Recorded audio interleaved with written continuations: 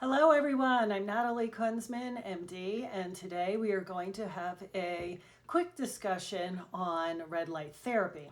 Now, red light is that spectrum of light in the visible spectrum that is around 600 to 750 nanometers of wavelength. Now, some of the therapeutic devices will also include near infrared, which is typically incorporating somewhere around 800 to 860 nanometers of light.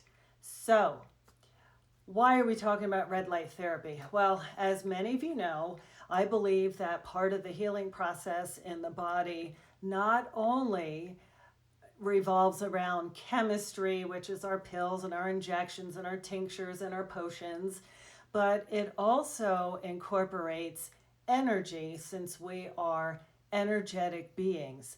And red light and light in general is actually in the energetic field, and the body needs it for its survival. So, red light is involving that low wavelength of red light. You could even describe it as laser technology that can help the body heal. So what are those things that I will recommend it for, I have seen it used for, or the body really enjoys? Well, one is skin health. And red light therapy can increase collagen production in the cell. So that collagen is what keeps our skin nice and elastic. It can increase fibroblast activity. And I've seen this very nicely, those fibroblasts in muscle cellular recovery, which we will get into a little bit later. It can actually protect the cells and the skin cells from some damage.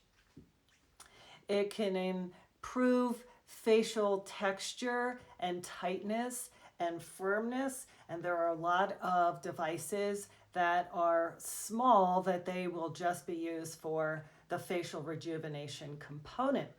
That in that regard, it can reduce fine lines and help reduce some wrinkles and photo aging. Now, part of how we believe this red light technology helps is really getting down into that cellular matrix. Again, we've talked about mitochondria and the battery packs, but way down at the DNA level, we have discovered that our DNA can release biophotons of light, which is implying that we need that light not only as a communication device between the helices and cellular structures within the nucleus, but also as an energetic source in addition to that ATP currency exchange to help us for our cellular energy. Skin needs that a lot. Now, that sunlight and red light therapy can also help with the sebaceous glands in the skin layer, and that may help to quiet and calm skin acne as well.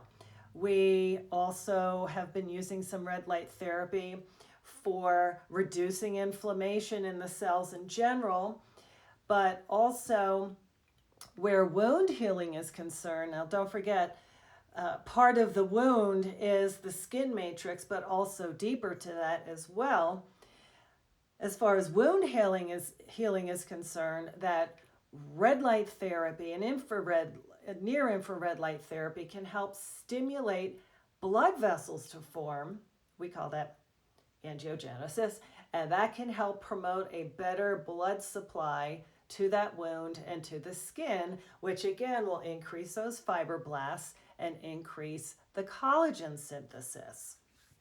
So we see tremendous use in the skin-related family, and in the autoimmune skin-related therapy, there are some studies underway ascertaining whether or not red light and infrared light is as important as some of the UVB therapies that are being used to quiet that inflammatory response. Now, I have seen tremendous improvement in hair growth. Now, there is great hair growth center on or down in Florida, which has a lot of techniques, but also has developed the turbo cap. And there are several other caps that are similar, which will actually go right onto the scalp to stimulate that hair follicle. And even some of those hair follicles that we thought were actually dead or permanently dormant can be reactivated to promote hair growth. Now, the best wavelengths for that are 665 and 808. So that is within the red and near infrared technology. Red light therapy, interestingly, may help with some pain conditions. There are, again, some studies underway that are trying to see if that red light therapy can reduce pain with some of the musculoskeletal disorders that people have. Some of the orthopedic surgeons already know in the benefit of pulsed electromagnetic frequencies in bone healing and bone recovery from surgery or fractures, but we already also think that red light and near infrared light can help accelerate even bone healing after some of its fractures and post-surgical interventions. Now, red light therapy can also help with the inflammatory response. So in that regard, we could call it an anti-inflammatory.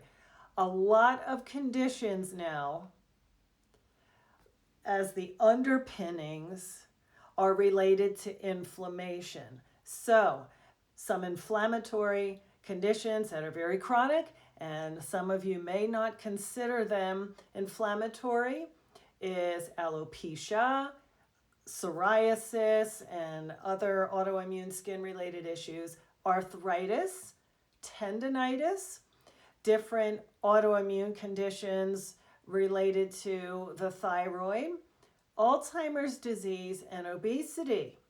So a lot of our research is preliminary, but we are starting to realize that red light therapy can be very promising for some of these conditions.